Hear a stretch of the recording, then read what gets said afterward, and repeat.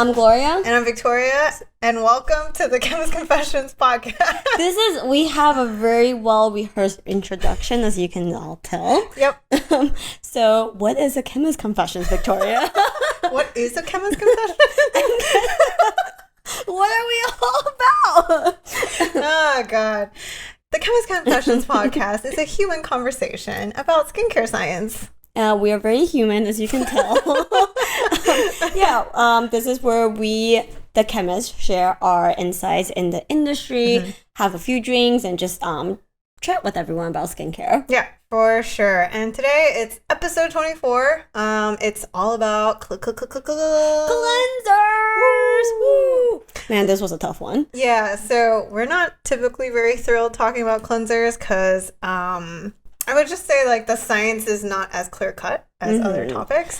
Yeah, it's actually, I really feel like cleansers really embodies an entire, the broader skincare science field. It's a weird cross between science and art, and a lot of times it's hard for us to talk about it because the answer is, well, it kind of depends. Yeah, and also, it's whatever your skin's happy with. So, not really great answers and solutions, but Gloria did such a great poll on the cleansers, just asking the community about your cleanser questions. So many great questions, so definitely worthy of a podcast. And we actually had a YouTube comment, I forget who has consistently been asking us about pH and the skin. So this episode is definitely dedicated to you.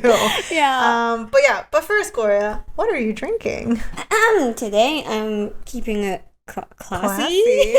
The Budweiser hard iced tea. By the way, guys, this thing does not taste like it has any alcohol. It really just tastes like iced tea. So really great intro to alcohol.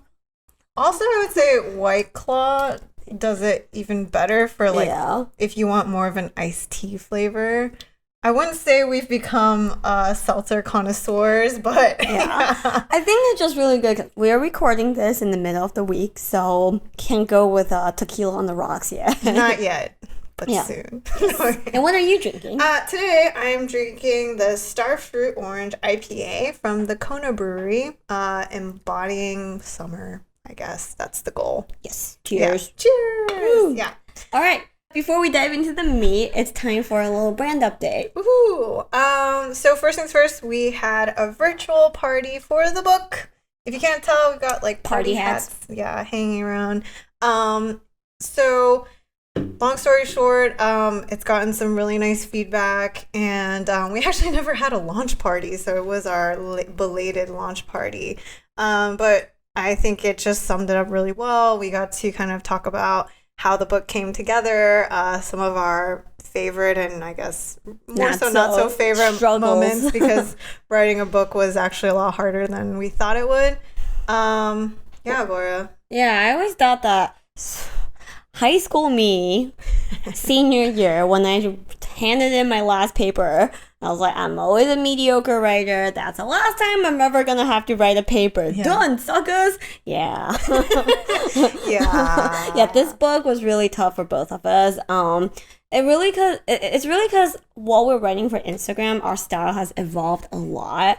And we really responded to some of the questions that the communities asked us. And we realized people follow us are really advanced already. Yeah. So when we're writing the book, we have to keep in mind, like, who is it for? We want the beginner to not be turned off by skin science. So we really want to make it easy, understandable, but still scientifically very robust. So that was really hard. And the cleanser chapter was very tough. I'm pretty sure that was actually one of the last chapters we actually really wanted to write. We could do like the actives. I think even sunscreens by that time had been like pretty well developed despite being very dense, but cleansers was that lukewarm chapter that we just didn't really know what would be the takeaway here. So funny story, for those of you, we get this question a lot. Both Victoria and I write, and usually how we do it is one person will do that initial like meat, like flesh out most of it, and then we kind of switch off back and forth. I think I can probably remember who took the lead on what chapter in the book. Cleanser. It was all a blur. Yep, totally agree. But yeah, so it was really fun. We read passages. Never thought I'd do that in my life. Victoria gave a false advertisement saying Gloria will do her best Morgan Freeman impression. Gloria did not agree, but I said that I just put it out there. Gloria did not consent. And yeah. Yeah. So, other than that, we wanted to continue the tradition, the one episode tradition. It is a new tradition. Yeah, sharing some nice words about our products. So, Gloria, want to take the first one? So we have a review for Aquafix, and this is the review in its entirety. The title is Best, and the comment says it's worth with a lot of exclamation marks. And something about it was so simple to the point, and the exclamation mark, I really felt it here. Thank you. Thank you. Made our day, actually. And then we got another nice review about Mr. Reliable. The title is Must Buy. And so it writes, a wonderful daytime moisturizer. I'm always looking for something that isn't too heavy, absorbs well, and doesn't pill while still moisturizing. And this fits the bill perfectly. Love, love, love. That's 3 times. CC is excellent with its ingredients. Thank you so much. We try really hard. And something, we didn't pull the exact quote, but something I want to bring up too, we got a really sweet email about our book. It's from, actually from a person that teaches in esthetician school, saying that it's a super helpful guide and she recommends it to all her students. And it just really, really made our day hearing that from an industry professional and recommending to beginners. So I feel like it really just embodies our mission of making skin science approachable and still fun for both beginners and experts. High five, Gloria. All right, cool. Next thing, Mr. Reliable update. All right, I'll see you later, Victoria. I'll be over there. Gloria. Can I get a comment? So, Mr. Reliable is facing a lot of delays. Mr. Reliable does not want to evolve. Yes. So it's like that Pokemon egg that has question mark in the how many miles it takes to hatch. We're so close. Honestly, it's in its final stages, but we really, really want it to be perfect, especially because the original Mr. Reliable is so popular and it really has a special place in our heart too. Yeah. Let's just say there's also a lot of identity crises about who 2.0 is supposed to be. The one thing we never doubted was the active ingredients we wanted to include in this formula, but because we want to upgrade and enhance, keep the core of the important actives from the first gen, enhance the second gen. When you have a lot of active ingredients, there are surprises in the home stretch. Yeah. So we're just trying to make everything perfect. Yeah, and I think we've been like toying with ideas of what to do because like the texture is probably the most challenging part just because it's a little whimsy. Yeah. And it's really amazing how Mr. Reliable has evolved in the past 3 years. When we first designed it, we thought, this is going to be that go-to for like first entrance product for someone who's like, okay, I don't know how to moisturize. Like, where do I start? Cover your bases. That kind of product. And suddenly it's like, for some, it's really become a staple. And obviously, we want to cater to some of Mr. Reliable's loyal fans. We've even talked about, like, do we follow kind of like a biologic research? They do like the different years. Yeah. But like, ultimately we want to give Mr. Reliable that upgrade it deserves. So so stay tuned. But in the meantime, we do have other launches that we've been working on. Surprise! So while you wait, we've got some news on a different update for a product launch. Yeah, so this one has been in development for a long time too. We are coming out. Years. Yeah, years. Out there. We are working on a retinol product, and we'll have more details about what it's for, what kind of retinol, with the supporting cast soon. And what's really exciting is we are doing we are going to do 2 clinicals on this product. We've already completed one. The second one will be kicking off soon, so we can't wait. Can't wait, honestly. Yeah. We've been looking to expand out our actives for a long time, but obviously R&D and then season to launch retinol doesn't always align, and I think that's why it's taken us so long. And then also just getting the funds to do proper testing. Yeah, for sure. I mean, we always preach and really praise brands that do good clinical.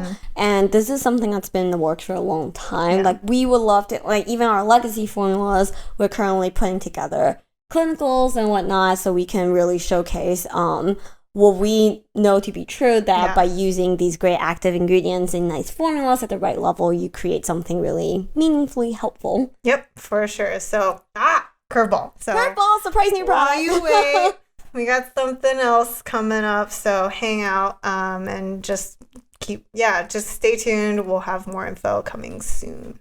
But now it's time for the news.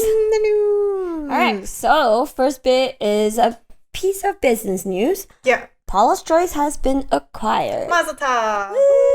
By Unilever.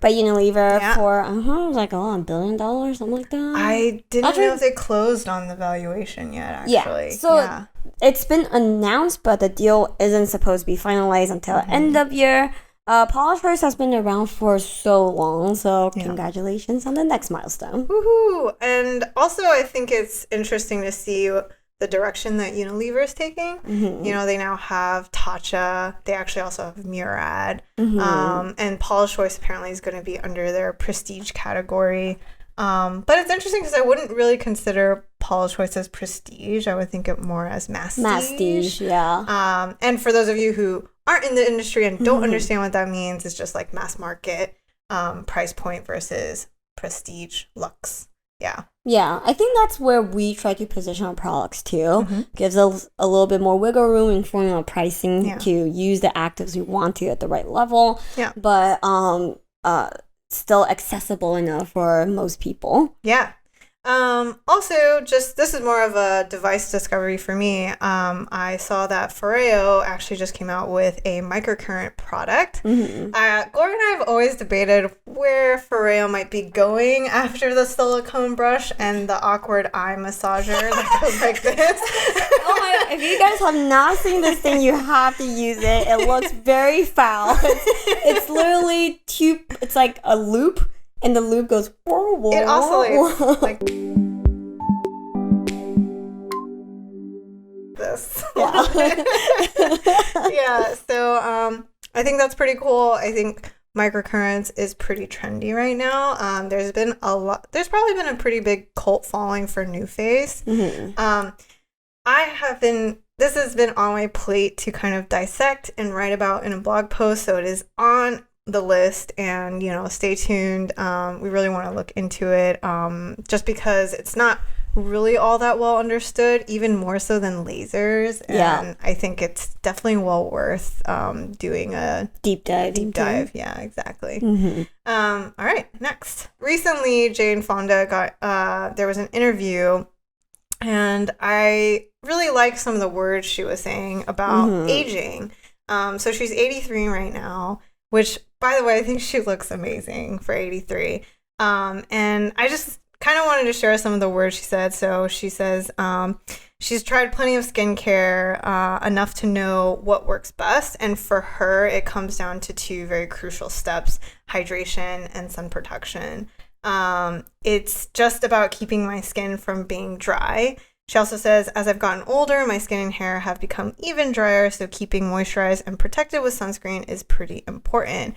So I thought that was kind of cool. I feel like I appreciate that more like minimalistic take. And then I don't know if you guys have followed her history, but she's definitely well known for plastic surgery and, in-office procedures. And she says that, she's recently kind of taken a step back from that and just tried to go back more to the basics. So I don't know. I kind of thought that was an interesting turn of events, and I actually really appreciated that, because then I read about Victoria Beckham's routine, and I realized all of that is there's very few products that are even under $100. I believe there was only one, so I was like, oh, I like that, Jane Fonda. Yeah, and I also appreciate how candid she is about all the surgery and work she's done.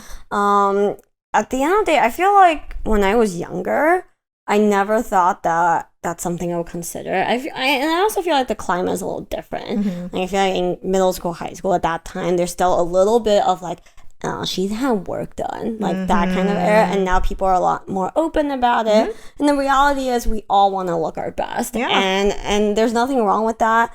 But as you grow, as you age, that priority might change. And it's just important to take care of yourself. Like, and before, I think the $100 bottles, the Pamper Me stuff, can be nice, can feel good, but at the end of the day, like if you have a solid foundation, have the right mindset, I think that really is the most important thing. Yeah, and also like nowadays, I was thinking that, you know, marketing is kind of trying to take a healthier turn where they're showing skin with more imperfections and body types with more imperfections.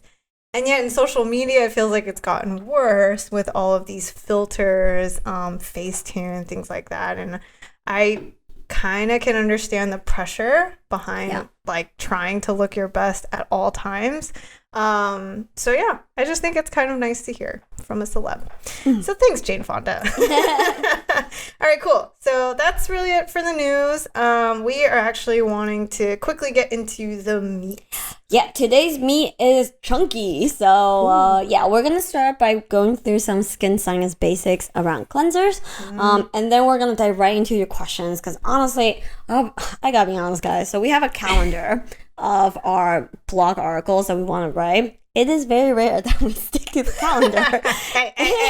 We were doing a decent job, okay? We were for a while, and it's to no fault of Victoria. So we started assigning topics to either one of us, and I assigned cleanser to myself, and I've been sitting on this one, nursing it tenderly, writing about 0 words for like 3 weeks before I'm like, I am turning to the community. To be fair, I think I tried to take a stab at it and basically just left it in the dust to Gloria. So that's just really not on her. It happens. It's just kind of our creative process, which is incredibly whimsy. Yep. So first things first, we're going to talk about why we cleanse. Why do you wash that dirty, dirty face? Your face is nasty.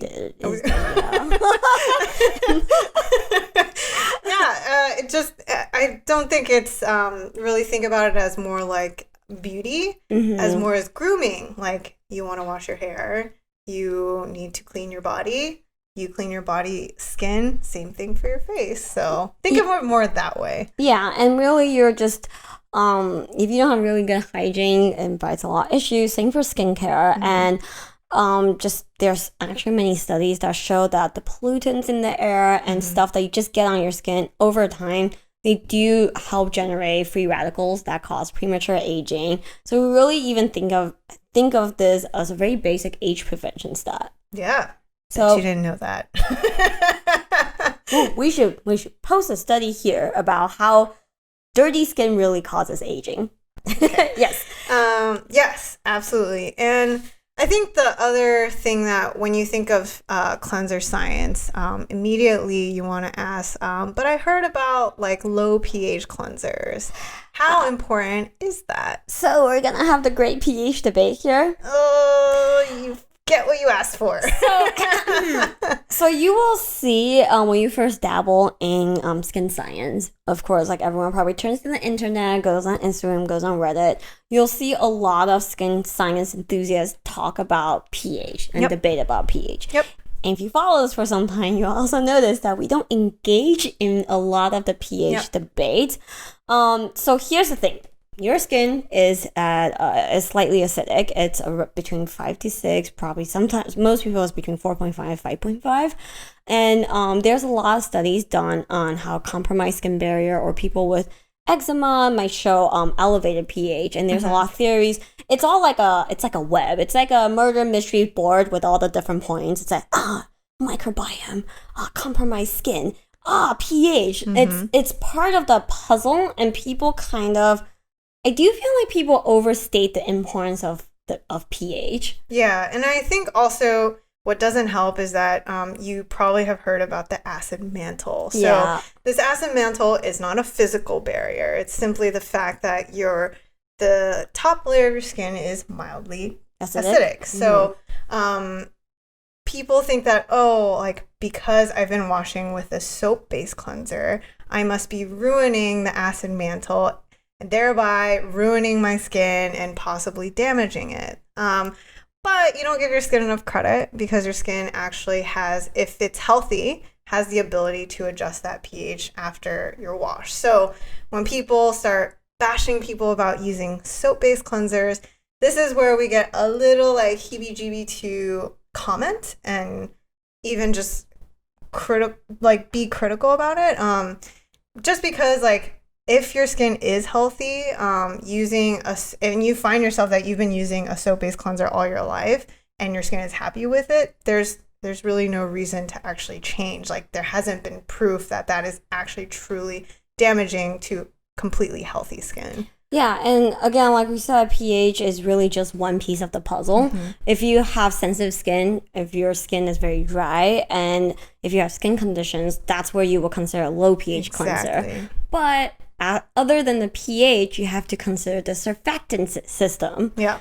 Quick science on surfactants. Surfactants are ingredients that have one side that's attracted to water, one side that's attracted to oils. Mm-hmm. So it can wrap itself around the often like oil-soluble dirt and grime, interact with water, and then just eject itself from your face. And that's that's the most basic aspect of skincare cleanser science. Yep. The hydrophobic head. Wow, I am really struggling today. Ignore all of that. But because it can interact with different types of substances, sometimes it interacts with your skin as well. Yeah, so that's the tough thing about surfactants and why cleanser can be a little bit of an art, because some surfactants are very, very good at attracting oily-based things, including your skin lipids. So when that happens, that's when irritation can come in. And this is why a cleanser usually requires a blend of surfactants at the right concentration to make sure that it's mild enough, yet cleansing enough. And that's why it's very hard for us to decode. Yeah, and also that what is the right balance can be a little subjective depending on your skin type and skin condition. Yeah. So yeah. I also wanted to add, regarding just kind of going back to pH, on one side, I feel like I did say, on one side, high pH cleansers like soap-based, which probably are going to be around 8 and 9, pH of 8 and 9. Not necessarily too worried, but there's definitely a case for trying to look for a more skin-friendly pH. Just as Gloria mentioned, skin is naturally found at anywhere between 4 and 5. Also, when you have skin conditions like eczema and psoriasis, and even in the skin microbiome, they found that the pH environment is helpful. Where we feel like we gotta dial it back a little bit is when people start truly calculating pH. Like, I need to get the lowest pH possible to really help my skin. That's actually not the right way to go about it. Actually, if you get very low, it can cause irritation as well. So it's really about that medium, that happy medium. So when you think of acid, don't think like you have to go super acidic, like AHA territory or anything like that. Yep. Yeah. So of course we get a lot of questions about how to shop for a cleanser based on all these kind of lofty suggestions. Yeah.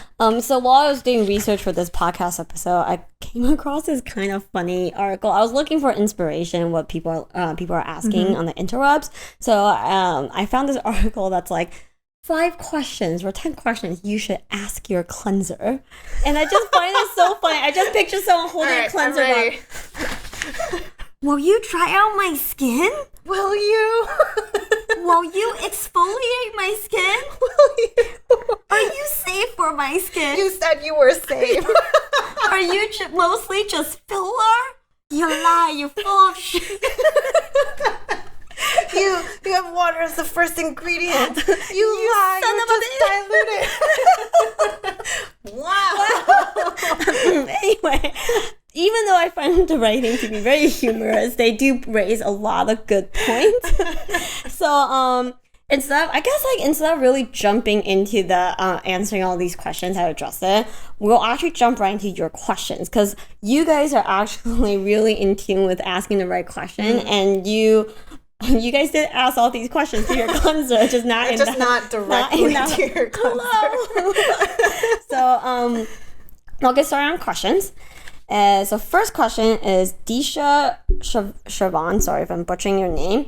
how do you know if your cleanser is removing sunscreen dirt properly? In fact, we got a lot of questions asking around like, okay, you guys always say strike the balance between non-stripping but cleansing thoroughly. But what does that mean, and how do I know that it's cleansing thoroughly enough? Yeah, so that's a great question because there's actually no true metric. And that's probably why for acne skin types, you probably thought that the squeaky clean feel was the cue that your face is completely clean. Yeah. But actually, you know, that squeaky clean feel also can mean that you've stripped all your skin of oil. So there's truly no good metric of that.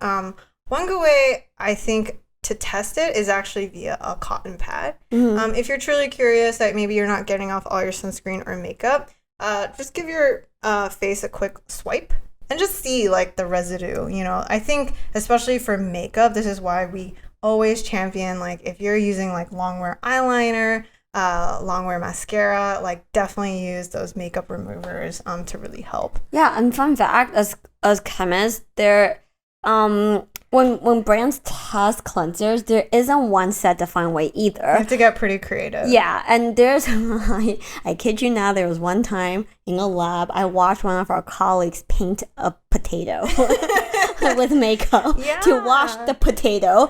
So there's actually a lot of interesting work around even developing the right protocol to analyze your skin, how well it cleanses. Right. And also because, you know, when you want to take this imaging, sometimes even the surface that you're trying to scrub, you have to use like they have like synthetic skin, but it doesn't absorb as well. Exactly. It doesn't truly mimic the cleansing experience, and so that's why like there really is no standard protocol that can really map out like how well a cleanser performs or if it's cleansing too much. Yeah. So I think a test that I used to do and I find helpful as while we're developing Blank Slate was I will draw a face on my hand.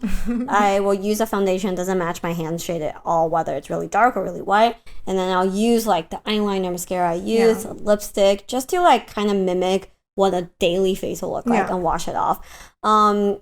And see just how well it cleanses that way. It's by no means super controlled, but it does give us a good indication of like base level cleansiness. Yeah, and I remember when we did those makeup removability studies, it's such a great way because you get an idea of cleansing power. Then after that, you can just, you know, simply test on face and see, is my skin feeling dry, stripping, maybe a little angry? Like that would be your cue of, okay, powerful enough, but need to dial back on, you know, irritation. So you need to find that sweet spot, and that's really the goal. Yeah, and a note on sunscreen. We actually did do a post on washing your face off with sunscreen with just a basic cleanser. What was the protocol, Victoria? Yeah, so the protocol was, I remember we had to do this really quickly because we only could get the Vizia for just a set amount of like half an hour. We asked to borrow the machine, and the lab tech said, Okay, I guess. Yeah, she wasn't thrilled. So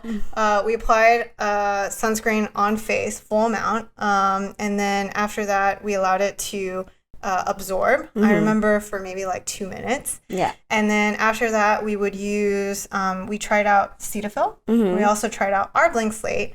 And then we washed for a minute. And after that, we got images. And I would say the funniest reaction from sharing those pics is we've actually shared that post twice. And the first time we got it, that minute time point was actually because we had polled the community. And they said, oh, like roughly about a minute was the average result. This time we shared that, oh, we washed our face for a minute. People were like, a minute? That's too long. Like no one actually does that. I was like, hello? Is this the same person? So it's just funny, like, if anything, it says that now as the years go by, we got less and less time to actually... I don't got time to wash that in a minute. Yeah, so that's the protocol. Incidentally, I think it's someone else's question. It's how long should you ask face for? Again, no standard answer. Yeah. We tested for a minute. A minute works great. I am not convinced that 30 seconds means it's half as effective, but it does kind of depend on your habits. Also, how diligent you are, right? Yeah. If you're just like really quick, like boop, boop, boop, wash off. or if or if you're like really getting in the creases, you know. You know what's funny? It's like obviously between me and my fiance, I have much better. She used the F word, guys. I have the better skincare routine, obviously. And I've given up on converting him because he doesn't care. But he grew up with a lot of acne issues, and he is a much better face washer than me. You just see him like get in there, and he definitely does at least a full minute of lathering and really getting in there. And me, I'm like, whatever. As a person prone to acne, I totally agree. I think like acne skin types are the ones that are actually very picky about cleanser, or not even picky, just very knowledgeable about their experiences with cleansing. So I feel you, Chris. All right. Next question. This is a great question, and we can probably rant about this one. So, wit me wid. I like that handle, wid me wid. Yep. Is it right that when you're choosing the right type of cleanser, we only need to search for the suitable surfactant of our skin, and all the other ingredients are only additives? And then a follow-up question from someone else is, or actually I think it's from the same person, what are the gentlest surfactants out there, and what are the harshest? Yeah. Great question. So I will do the surfactant question first. So as we it's a more straightforward answer. So when we were talking about surfactant harshness, as we mentioned before, it's kind of judged on how likely it is to interact with your skin lipid and skin protein. If it binds to your skin protein or lipid very easily, then it's considered more harsh. Soap is considered relatively harsh all around. In terms of just a straight surfactant, a classic harsher surfactant is SLS. The gentler alternative to that is SLES. So that's listed as sodium lauryl sulfate. That's the SLS. And then there's a SLES is sodium laureth sulfate, because there's an E, right? You see? Chemists are very good at abbreviations. But again, how harsh these surfactants really are depends on the final formula, right? Because it's concentration, support ingredients, those all play into it. And going down the totem pole, you have cocoa betaine. And also, full name is cocoamidopropylbetaine. Yeah. And then what's considered even gentler than that and less likely to interact with your skin is the isothianate. The abbreviation is typically SCI. Yeah, sodium isothianate. So that's these are just some of the most popular cleansers you'll see out there, cleanser surfactants, but you won't see every single surfactant available listed and ranked quite like that. Again, that's part of why we don't decode cleansers a lot. It's just really hard to talk about. Yeah, so when you talk about choosing the right type of cleanser and if you should be searching for a suitable surfactant, that's actually probably one point of entry, because in order to get the right balance of, again, gentle and effectiveness, they're going to use a blend. And so if you can kind of check out the ingredient list and you see like what would be the top maybe 3 surfactants, you can get a general sense of what what surfactant is being pushed forward and is really like of the higher amount. So when you do that, you have a good idea of, okay, let's say, for example, cocoa betaine I do great with. I see it's blended with cocoa betaine, but I also happen to find that there's SLS in the middle of the ingredient list. Should I be freaking out? Actually, you shouldn't. First of all, we can't really speak on what is the true percentage of SLS. No need to freak out that, because it has SLS, it's damaging my skin. Just remember, with every ingredient, it matters. Concentration is what's really going to cause that irritation, not the ingredient itself. And so that's why, like, if you can get a sense of how your skin is reacting to maybe those top 3 surfactants, you'll have a better idea of when you are shopping, like what you can kind of lean towards and go from there. And a good way to tell, you guys can refer to our How to Combine Actives Like a Pro Part 2 article. When you evaluate your cleanser, just pay attention to your skin. You will probably know after a few days to a week of consistently using the same new cleanser. without changing any other aspect of your routine. If a cleanser is not doing too well for you, you will feel that your skin is probably a little drier than normal.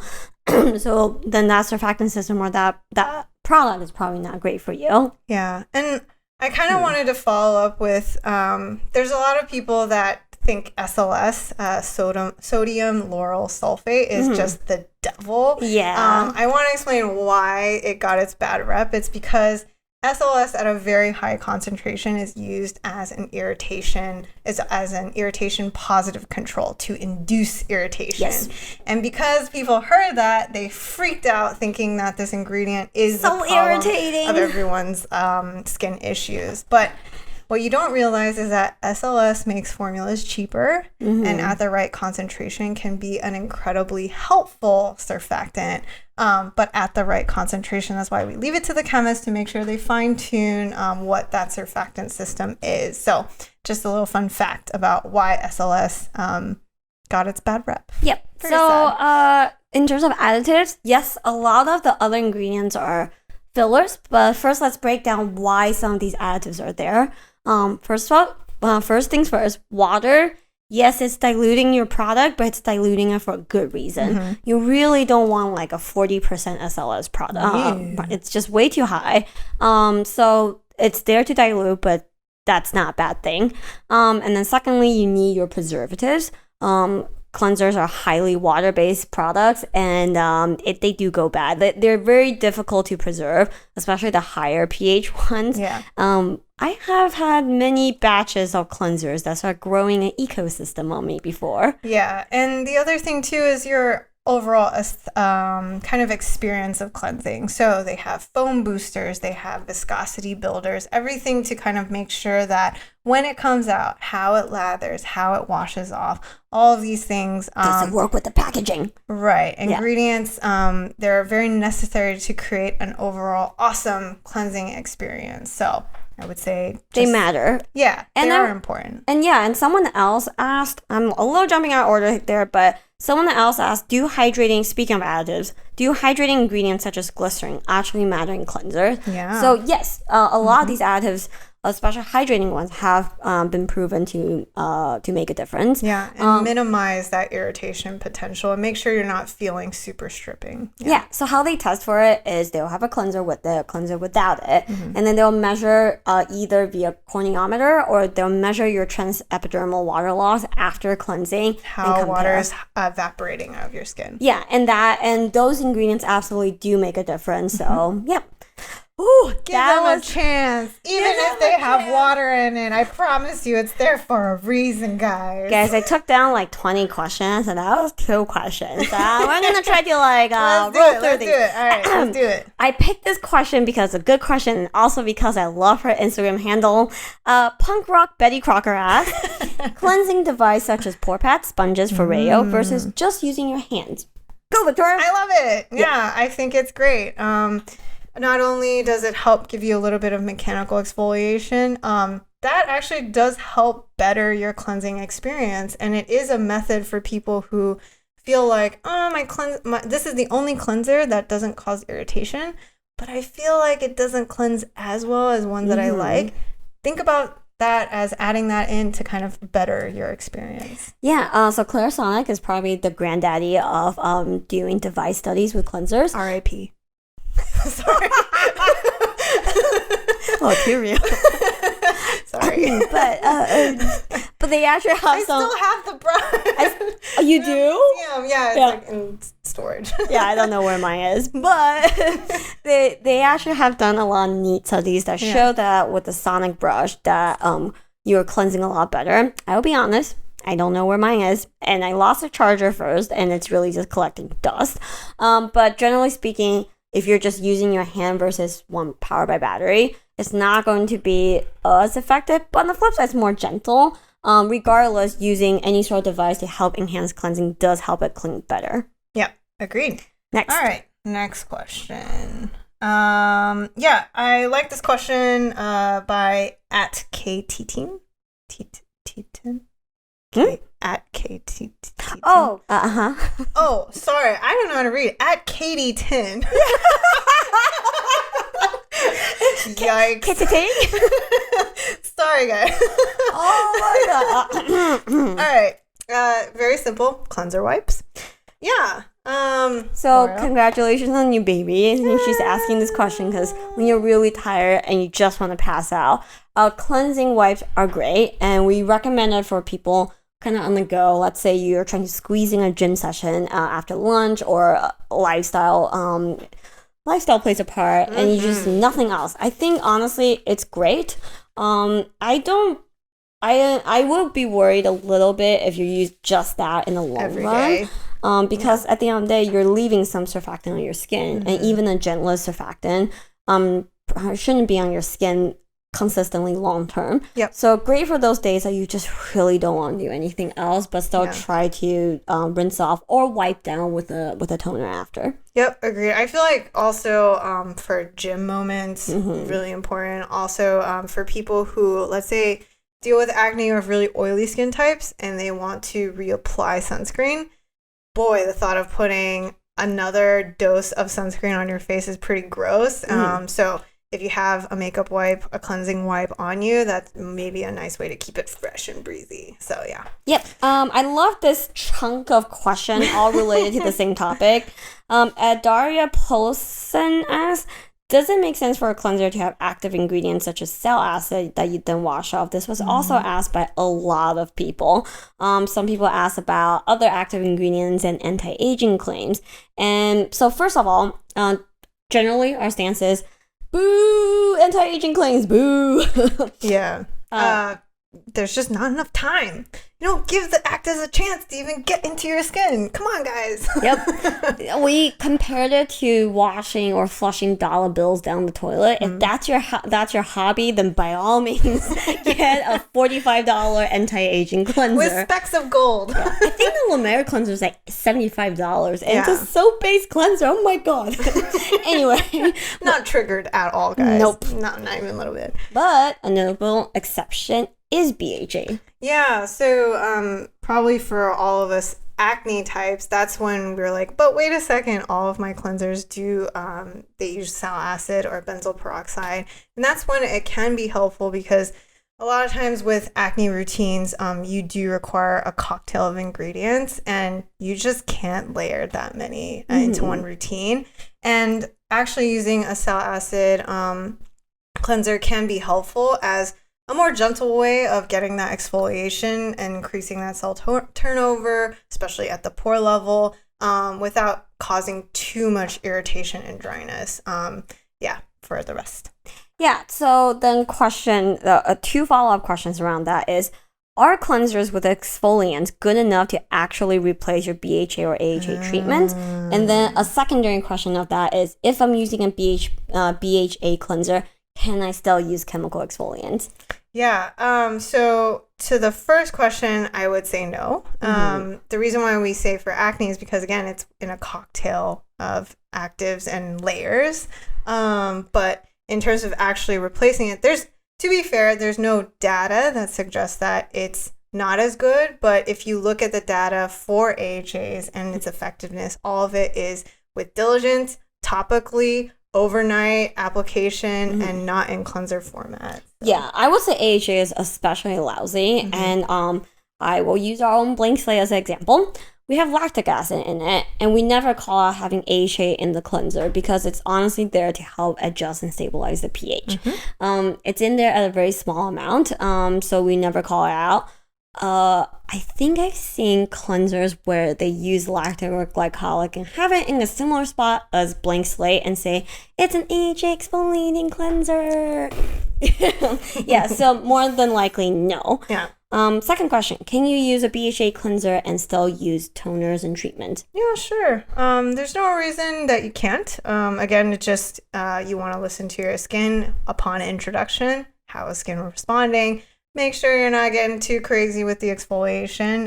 But otherwise, yeah, sometimes can be very helpful to have a blend. Yeah, and from just like a product landscape perspective, I think it's more helpful to use if your skin needs extra exfoliation. You can definitely use a BHA, a salicylic acid cleanser with an AHA treatment. I find AHA cleansers to be pretty garbage.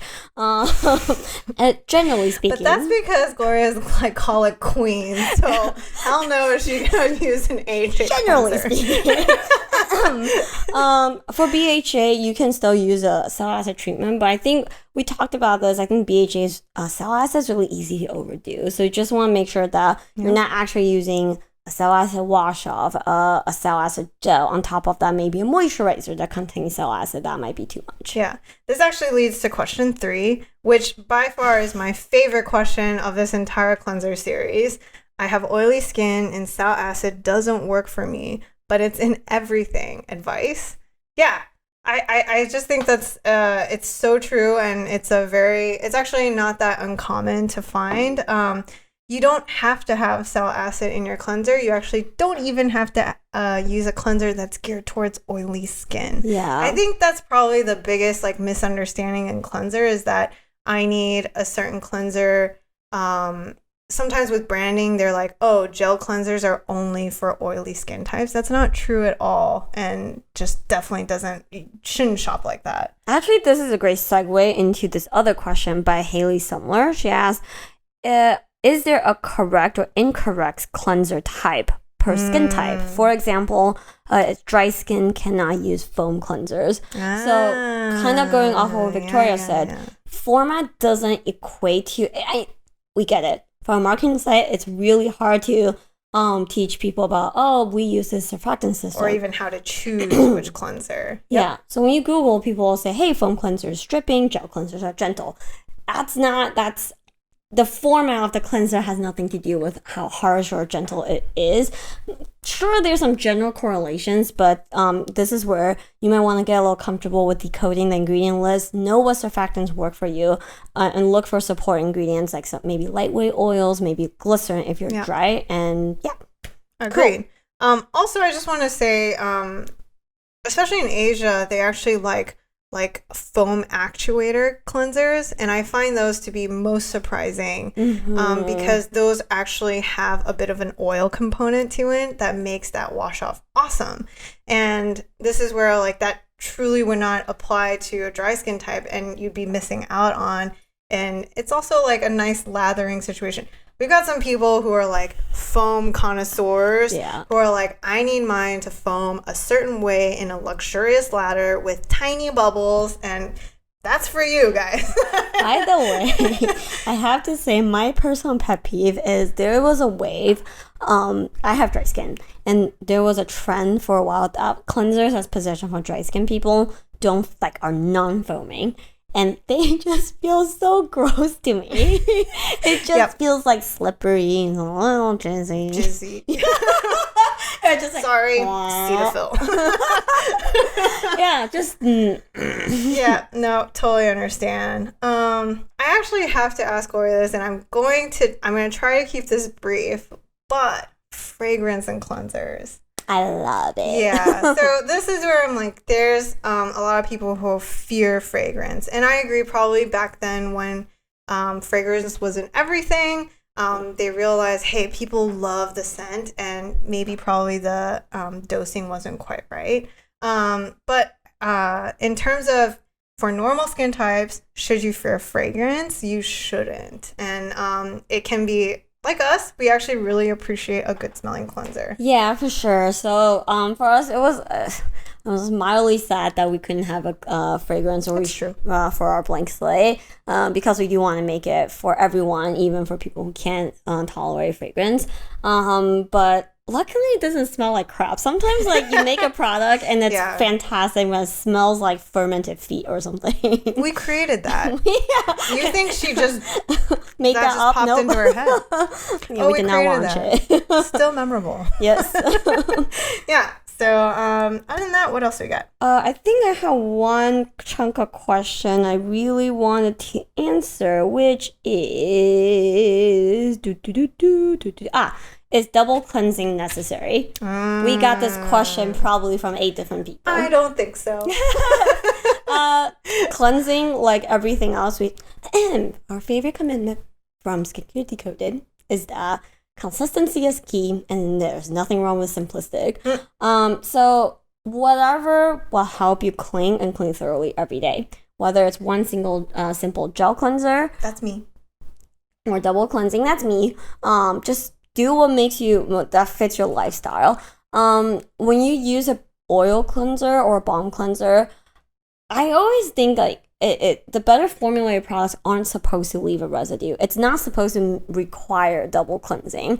You're gonna run into those that I have seen ILs where I'm like squinting, like, where's the surfactant? And it's just an oil, so it's not gonna wash off, and that's why you need to double cleanse. But that's not how it's supposed to be. That's not a good oil cleanser. Yeah, and going back to the format question, even for me, I found oil-based cleansers to be helpful. I think the other reason why talking about cleansers is so hard is because it really depends on your use experience. Mm-hmm. There are some people that will use an oil cleanser and find that it's residuey, while for others it doesn't.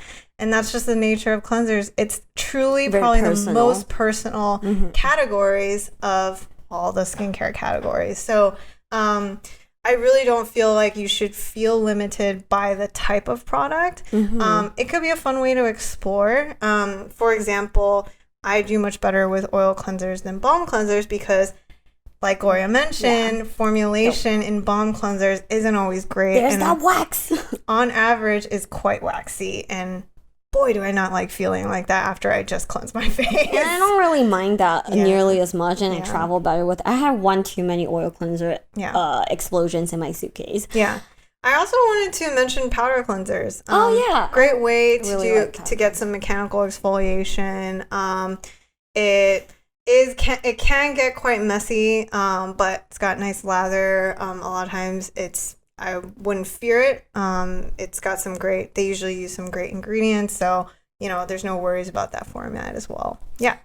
All right. Which brings us to the last question we're gonna answer, which is apricot scrubs. Is it bad for you? Is it tearing up your face?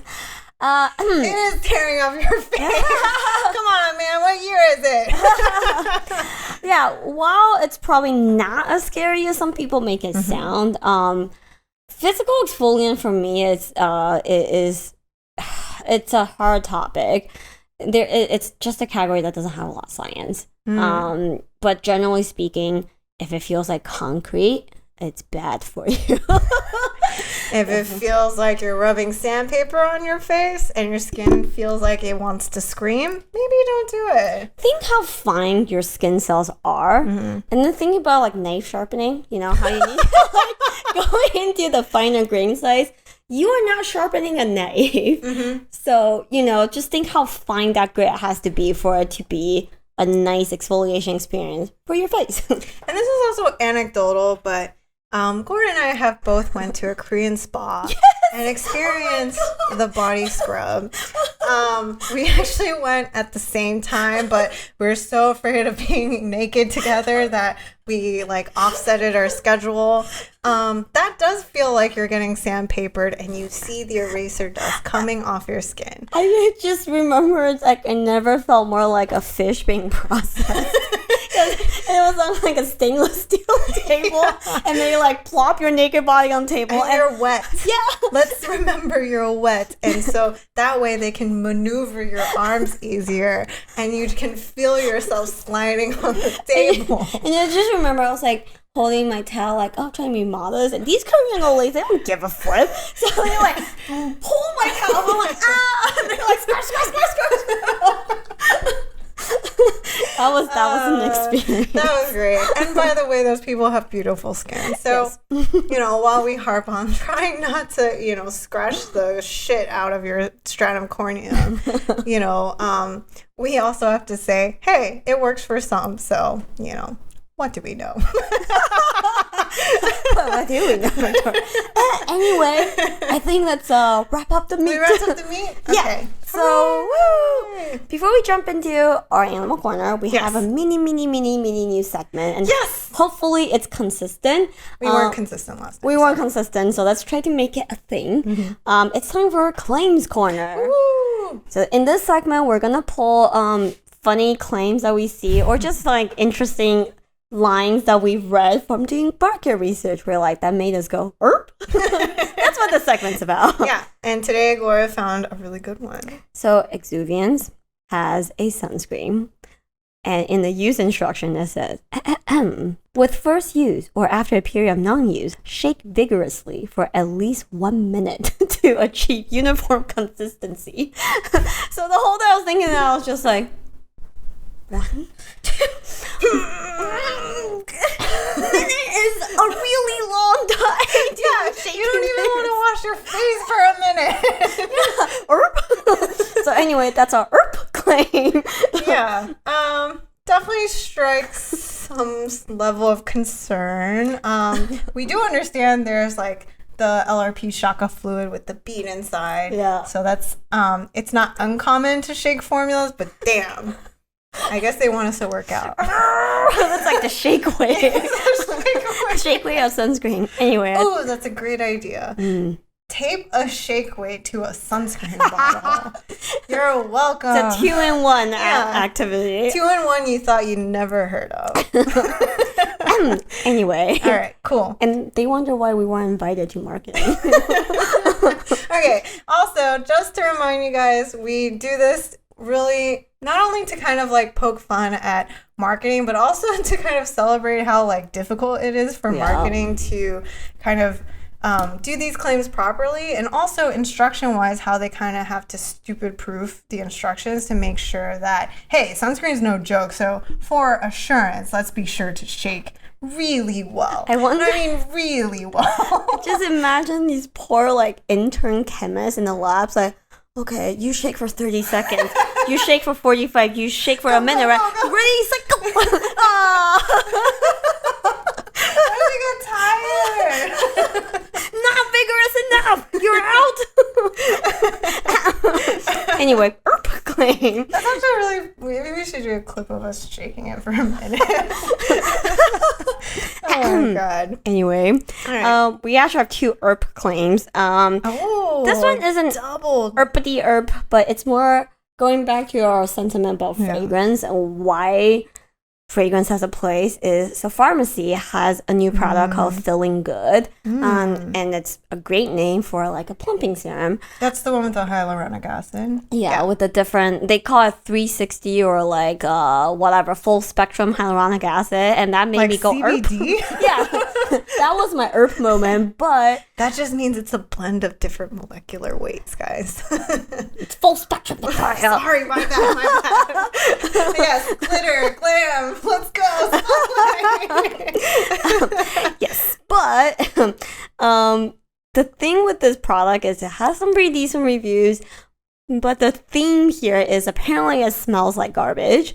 We literally read this review that says, just okay. Yes, the smell is deplorable, but I just hold my breath and get past it. Oh man. Yeah. Man, the things people do to really elevate their skincare. So we feel pharmacy's pain. I mean, their positioning, like ours, like we also don't use fragrance in our product line, but we totally understand, like from Chemist perspective, sometimes a good fragrance can do it. And in our own story, it's Baby Steps. Yeah. Baby Steps is our gentle exfoliator that uses lactic acid and gluconolactone. Gluconolactone itself doesn't smell like much. Lactic acid has this Do you like the smell of yogurt? Fermented. Does it make you think of faraway lands and pasteurized fields? Aged pasteurized feel.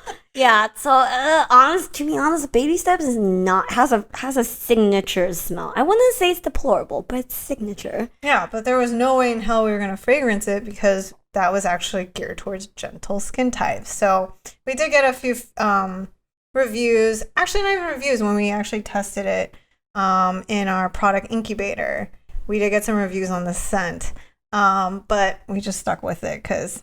Yeah. At one point we scoped out this flower water, like these like decant flowers. Some of these waters have a scent. We're like, oh, maybe we'll mellow it out. Yeah. It enhanced the smell of lactic acid. It was so bad. So it was sweet smelling. Yeah. So think of sweet fermented Sprite. It's like the last thing you would want to smell on your face or would want to go to bed smelling like. So yeah, so F it. So anyway, that's the clean corner. Okay, it's finally time. Is it time? Yes. It's time to break it up, break it up, break it up. Woo! Party hard, woo! Finger Oh, we're in good mood today. All right, today it's my turn. Woo-hoo. So, Victoria, today we're talking about the California condor. Hell yeah. For those of you who don't know, California condor is the biggest bird you can find in North America. It's a giant vulture. And it is, well, I already said that. It's the largest bird in North America. Its wingspan in adults can reach up to 9 feet. For context, Kevin Durant's wingspan is only 7.5 feet. So, Katie lost out. All right, get the California condor to the NBA, man. Yeah. They are big birds that supposedly can live up to 60 years. Okay. I said supposedly because nowadays most California condors out there are very young because in the 80s they were down to only 20 some odd California condors. Yeah, so they the conservation groups work really hard to bring it back. So nowadays, between captivity and condors in the wild, there's about 500 condors. So they really made really good process. Oh, uplifting good news. Yep. So it's slowly making a comeback, but of course it's at some like 200 in the wild. It's definitely still struggling. And if you happen to be on the West Coast and you see one, count yourself super lucky because they're super rare. But this leads to why I brought up the California condor, because recently I noticed this headline that made me laugh. So this story goes, California condors are very rare, but about 10% of them are trashing this woman's house. Quote, this is pretty amazing, but also the worst. Endangered condors descend on California home. There are only about 200 California condors in the wild, and a tenth of them are having nonstop party at Cinda Mickle's house. Oh no, Cinda Mickle! We don't know where all these come from, but around 20 of them just decided to show up. It really seemed to take a shining on my mom's house. No. They were knocking over plants and long ornaments, leaving claw marks on the deck, and defecating all over the roof. My God. This person says that her mom is an animal lover who usually enjoy watching condors fly overhead, and she would never do anything to harm them. The Fish and Wildlife Service suggested the family try something annoying but ultimately harmless, such as spraying them with water. So far, it hasn't worked. About once a day, she has to hose the condor off a roof, but they come back the next day. Oh my God. She says she's also spraying the roof in an ill-fated effort to clear away the bird droppings, which have blanketed her home in a powerful stench. It's basically like cement. I have to get someone to come power wash it and scrub it off. But we're just kind of waiting to see if they leave because she doesn't want to have to clean it and have to make the same mess the next week. So we're kind of on a watching and waiting pattern right now. Wait a second. Let me get this straight. They're the equivalent of teenagers. Yes. You mofos, we raised you, and now you're shitting on this literally nice lady's house. Get off my lawn. Yo, I think not. Wow. Yeah, so I thought it was hilarious. Is that in NorCal, SoCal? That's in SoCal. That's about, I think they live about an hour and a half outside of LA. So, yeah, so it's like, oh, what a nice, and they're big. They're really big. I'd be terrified. Yeah. For sure. They don't eat live animals, so your pets are probably safe, but they eat. What is their diet, actually? They're I want to use the word flesh eaters because that's flesh eaters. That's a term used in my video game. But, carnivore. Yeah. No, they're omnivores. No, they eat dead animals. Oh, like carrion feeders. Yeah, carrion. Yeah. Yeah. Yeah, but anyway, the California condor. Damn, so they can't even help her like rid the house of rats and vermin? So no, they don't. Only dead and only if the rats are already dead. So I just feel like this whole story made me laugh, and I feel like the Fish and Wildlife Service comment made me laugh even harder because I just picture someone like, have you tried water? It's like, it doesn't work. Have you tried clapping at the? You know what? This is where you need the YouTube guy that does the squirrel feeders. You need to come in and build a contraption. Yes. So Mark Roble, Yeah. if you listen to us, I doubt you do, but someone sent it his way. You need to build something to condor proof or make a condor playground of some sort. I'm trying to think what I would want to do to the house. Yeah, like what do you do if a pack of them show up and just like was like, hey man, this is like my yard now. Glitter bomb them. That's what I've been taught on YouTube. Yes. Awesome. So anyway, Or not awesome. Yeah, it's kind of the best, but also the worst. Oh, okay. So today I learned that California condors are assholes, but they need saving. Yes, assholes that need saving. All right. Cool. That's it. Woo! Animal Fun Fact Corner. All right. Last but not least, Q&A. Yeah, we're gonna keep this one short because this whole Holy episode hell. is basically a Q&A. So first question is, hi, I'm trying to solve a question. Can niacinamide and AHA or BHA be used together in the same product? I thought no, because the pH is quite different and would be hard to formulate. But I see products with the combo, so I'm confused. So generally speaking, there's like two different concepts here. One's at what pH is the ingredient effective at and at what pH is the ingredient stable at. So for AHAs, the lower the pH, the better. Yeah. They're generally speaking very stable molecules, so you don't have to worry about what pH a product has to be for it to be stable. Niacinamide, there are some people that think low pH degrades niacinamide. That's not really relevant for cosmetics products because it's not going to be at a really dramatic temperature. pH. Yep. Yeah. So we're talking about two very, very stable compounds here. So then it comes down to, does niacinamide work at a lower pH? That's not really an issue. No. Nor is it super well studied. Yeah. It's just this vanilla guy that hangs around all products and seems to help everyone. Yeah. And the other thing too is, sometimes you hear about niacinamide instability with molecules like vitamin C, ascorbic acid.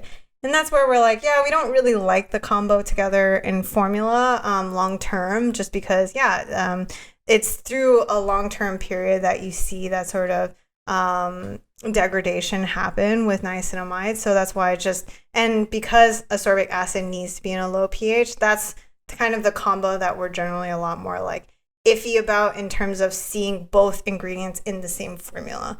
But if you're layering, generally okay, we're not too worried because it's very temporary. Yep. Yeah. So I decided to end on this next question because it really made my day. So from our longtime friend MME Cruz says, love you two ladies. I have a recommendation. You always say in your podcast, you know where to find us, but I don't. Other than the Instagram DM, where can we find you? Oh my god, what's so the sorry. best way to reach you? We're like, holy shit, she has such a good point. Yeah, so you know where to find us. You can visit us on our website at www.chemistconfessions.com. You can DM us through our website. You can email us. No, there's no phone number to call us. But yeah, generally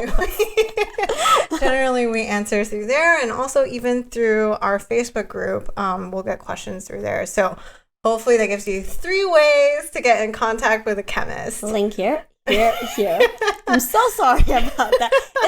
It's like there was, okay, we have a lot of episodes. We're like, hey guys, we're back. And then we completely leave off the intro. Yeah. And people are like, who are you? Yeah, and we should also mention, even for YouTube, if you have a question, we'll respond down on the comments. But before, I know this is kind of wrapping up, but I feel like we have to, since we talked about cleansers. Gloria, what is your cleansing routine right now for summer? Wow. So during summer, I just use a simple, I usually double cleanse when I wear makeup. So right now I'm testing balm cleansers, but because it's summer, I'm starting to be like, nah, even I'm starting to feel meh about that waxy residue. Yeah. So just an oil cleanser, and I'm currently using Blank Slate. I was on a testing other people's product rotation. Right now I feel like during summer, because I'm still really trying to incorporate retinol and keeping it in my routine long term, I just don't want to try too many products. Yeah. So that's that. I I don't know why. This is a personal pet peeve that I really like physical exfoliants during summer. Like, on top of that, so chemical exfoliants to me is like more effective long term, and it really is. But during summer, I just feel like I just love that like that scrubby feeling. You just feel more gross in general. It just feels like there's more crap on your face. So also playing around with a few different physical exfoliants. Yeah, I totally agree. For me, it's generally like I do need more cleansing power. Just with the layers of sunscreen, my skin's a lot more congested. As you can see on my forehead, more acne, kind of frustrating. Also, I'm sweaty. So I actually use a really nice silicone brush with my cleanser at the moment. I also really appreciate clay masks at this time because I am just that much oilier, which is unfortunate. I want to add something else. So I usually am a big fan of either using like the konjac sponge or a mechanical, like just a cleansing brush. I have recently given those up because my fiance got a fig tree, and fig trees attract little flies, and nothing makes me throw out a sponge and a cleansing brush faster than seeing 3 flies sitting on it. On the konjac sponge? Yeah, and I was like, goodbye. You're probably trying to lay eggs in there. Goodbye. Oh my god. So therefore, I am currently no longer using a brush. Oh man. All right. Yeah. On that very uplifting note, I guess it's time to go. You know where to find us. Now you do.